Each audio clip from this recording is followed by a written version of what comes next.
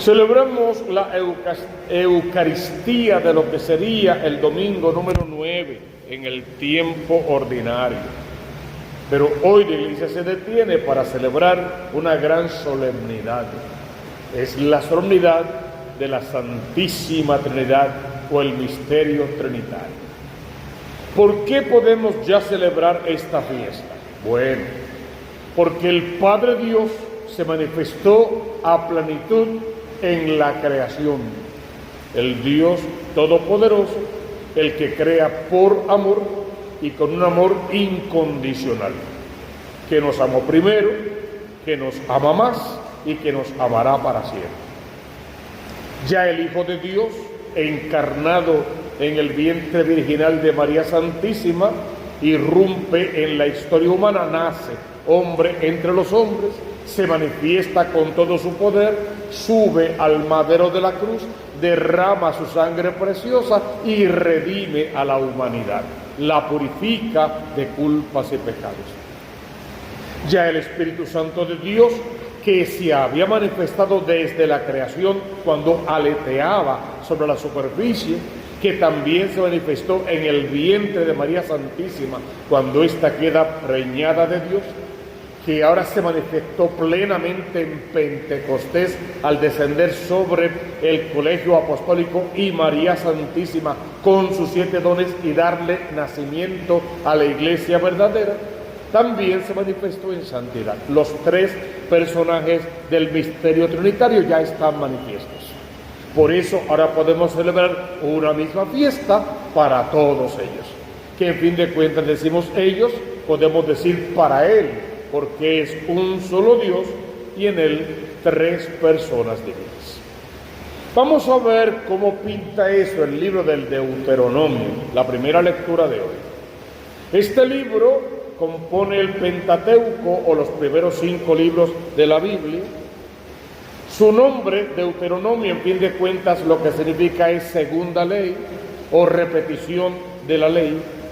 Y en este caso, en el capítulo 4, lo que vamos a ver es el primer discurso de Moisés. Y Moisés, en este lenguaje del Deuteronomio, lo que quiere es dejar clara una sola cosa.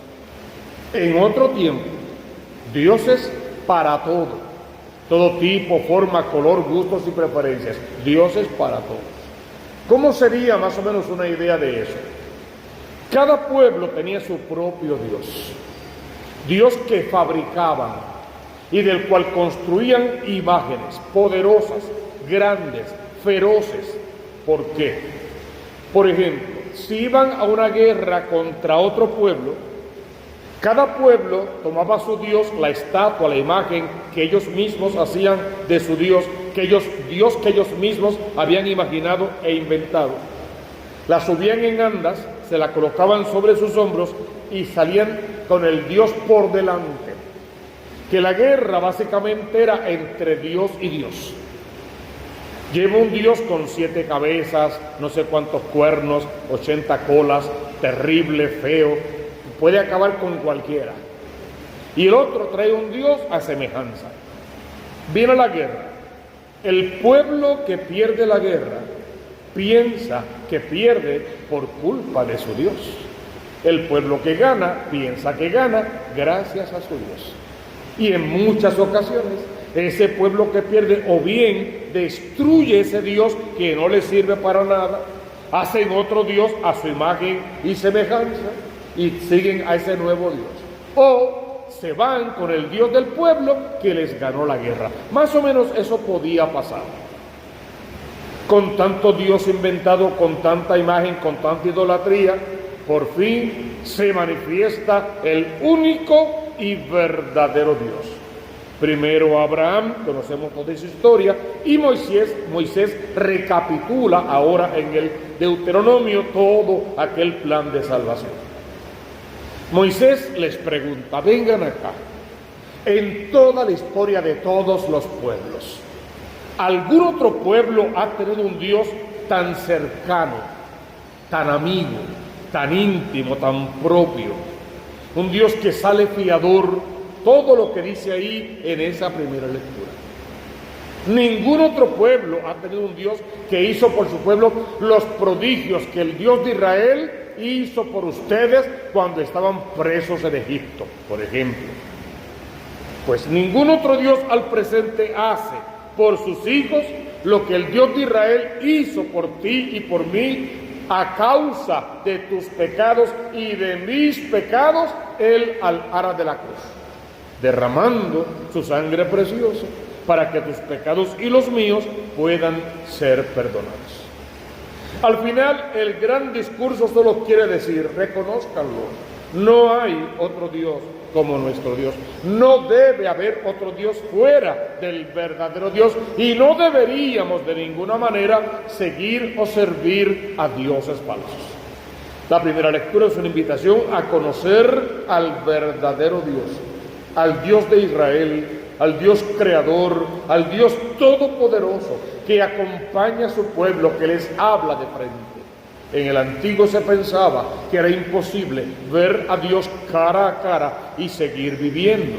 Sin embargo, hasta eso el Dios verdadero le permite a su pueblo y empieza a tener encuentros más íntimos y más personales, primero con algunos personajes y luego con el pueblo mismo. Ese Dios cercano es el que tú y yo tenemos que experimentar diario en el sagrario, sobre el altar, en el sacramento de la confesión y sobre todo en la fila o en la procesión para venir a comernos el cuerpo del Cristo de la gloria, que después de vivir en lo más alto de los cielos, ahora simple, llana y sencillamente quiere habitar en el corazón, en el quehacer, en la historia, en la vida, en el segundo de cada hombre y mujer que bien confesado y bien preparado quiera venir a comerlo en la Eucaristía, decimos siempre, para poder parecernos al Dios que en la Eucaristía nos comemos. Dichoso el pueblo que el Señor se escogió como heredad. Es el cántico del salmista. Podemos cambiarlo hoy. Dichoso el Hijo, tú, a quien el Señor se escoge como hijo, por quien derrama su sangre, a quien le hace promesa de salvación, de vida eterna, y lo convierte en heredero de Dios y coheredero con Cristo de ese mismo reino de los cielos. Dichoso tú, si no pones nada por encima de Dios, si aprendes a amar a Dios sobre todas las cosas, a servirle con todo el corazón y entiendes de una y para siempre que eres responsable de tu salvación y de la salvación de todos tus hermanos.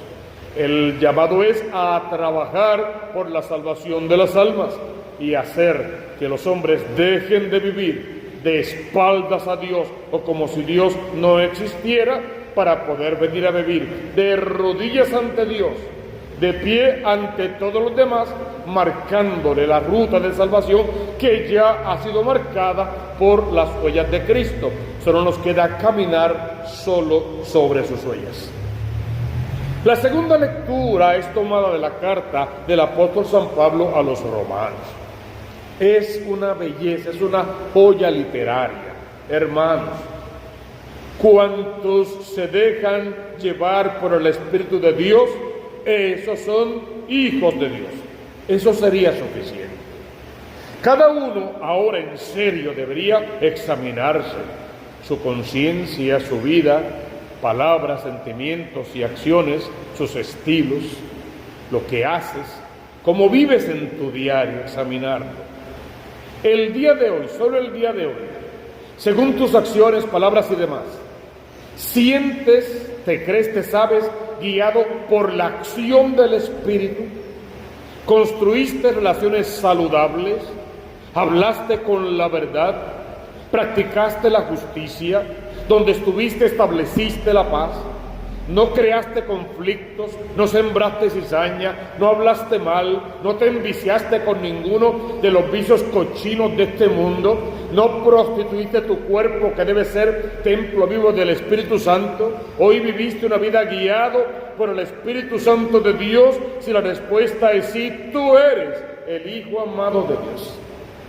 Pero si al examinarme descubro que mentí en demasía, que hablé malo, que hice juicios temerarios, que critiqué a mis hermanos, que jugué con su fama, que mentí, que fui infiel a mi pareja y a mis hijos, que robé, tomé lo que no era mío, que en todo el día ni una sola oración ni asomo de ello, que no pasé por ningún templo, que no esté en mi mente participar de ninguna liturgia, que hace años que no me confieso, que no me interesa comulgar, que soy infiel en todos los aspectos, que tengo dioses, falsos espiritismos y brujerías. Tengo que reconocer, yo no soy el hijo amado de Dios. Tengo que concluir, yo soy el hijo de las tinieblas y yo soy el hijo de la mentira.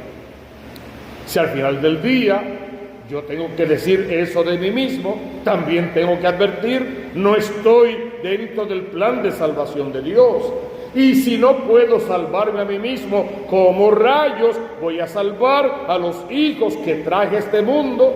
Que digo amarlos de una manera brutal, que repito que el que le haga daño a un hijo mío lo acabo, y yo le hago tal vez, perdón, el peor de los daños, porque estoy educando a mi hijo sin Dios, sin esperanza, sin fe, sin verdad, suelto, como un animalillo que depende de las últimas corrientes, de las filosofías de última hora, de todas esas aberraciones que nos inventamos a diario y de esas falsas ideologías totalmente contrarias al pensamiento de Cristo, de la Iglesia y a la verdad en el plan de salvación de Dios. Me tengo que pegar de esa primera frase para cuestionarme, para interpelarme y para buscar un cambio de conducta. Porque no basta con que yo sea una buena persona. Tengo que ser una buena persona que hace las cosas bien, que trabaja por el bien de los demás, que perdona y pide perdón y sobre todo que quien lo mira de vez en cuando, ojalá que siempre, puede ver algo de Dios. De ahí puede, si quiere, seguir esa segunda lectura en casa y ver toda la belleza que regala esa lectura hoy. Miren este evangelio, qué interesante. Básicamente es el evangelio que precede a la ascensión de Jesús a los cielos. Ya terminó su misión, subirá, se sentará a la derecha del Padre, enviará al Espíritu Santo y encima promete que volverá en su segunda venida. Estaba con los 11 porque ya Judas no estaba vivo. Y se fueron a Galilea, allá donde tenían que estar. Se fueron al monte, o sea, a lo más alto para estar más cerca de Dios. Es lo que siempre interpretamos con eso de ir al monte. Al verlo, ellos se postraron. Todos se postraron. No, porque lo que sigue es que dice, algunos dudaron. Ahí haces otra parada en tu vida para que te cuestiones. ¿Yo vivo mi vida postrado ante Dios? ¿O yo vivo mi vida dudando de Dios, de la iglesia o de la verdad?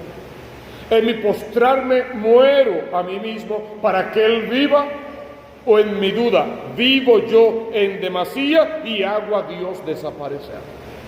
En mi postrarme hablo de Dios aunque esté en silencio, y en mi duda hablo en contra de Dios, aún a mis hijos, a los que quiero salvar y llevar a Dios, pero por otra parte les doy antitestimonio y falsas esperanzas.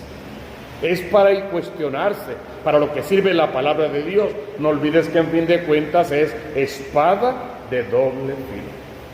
Cuando Jesús ve esa actitud en ellos, que unos creen y se postran, otros dudan y no se quieren postrar, se acerca a ellos, para unos y para otros, los que dudan y los que creen. Todo poder se me ha dado en el cielo y en la tierra. Ahí debes entender que lo que Jesús va a hacer ahora con sus primeros sacerdotes, estos serán sus primeros sacerdotes. Lo que Él va a hacer con ellos es darle todo el poder que el Dios Padre le había dado a Él. ¿Recuerdan la frase? Como el Padre me ha enviado, así les envío yo. Y la exigencia, permanezcan en mi amor. Todo poder se me ha dado en el cielo y en la tierra. El poder que yo tengo de llevar la salvación a todas partes del mundo es el que ahora les voy a dar a ustedes, a los sacerdotes. Pero tú como bautizado también sacerdote eres, sacerdote, profeta y rey. Y con ese poder, un mandato: vayan, pues, hagan discípulos a todos los pueblos. Conocemos esa frase con otras palabras: vayan por todo el mundo, proclamen el Evangelio. La visión: bautizar, iniciar en la fe, atraer con lazos de amor, hacer que la gente viva en la presencia del amor de Dios. Bautícenlos, márquelo en la frente y en el pecho con el carimbo de la salvación, y al bautizarlos recuérdenles: son propiedad exclusiva de Cristo. Entonces no estamos llamados a bailar al son que el mundo toca, sino a la danza a la que el Espíritu Santo nos invita para vivir en su presencia morir y el reino de los cielos poder heredar. Los van a bautizar, pero no en tu nombre, o en tu ideología, o en tu pensamiento personal. En el nombre del Padre, y del Hijo, y del Espíritu, en el misterio trinitario.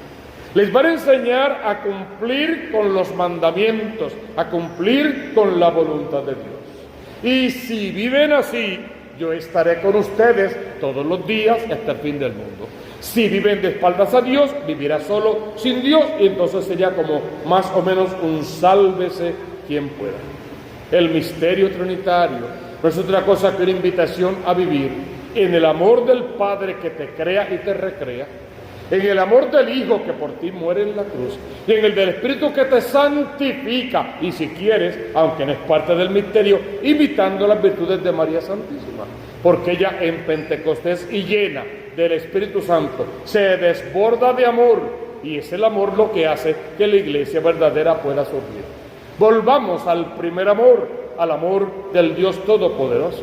Conozcamos y cumplamos con su santa voluntad, y pidamos al cielo fuerzas para creer, esperar contra toda esperanza, para que ningún energúmeno pueda apartarnos del amor de Dios y engañarnos con falsas ideologías, sino que fieles al amor de Dios y en el cumplimiento de su voluntad, seamos capaces de sabernos hijos amados de Dios y de vivir como hijos amados de Dios.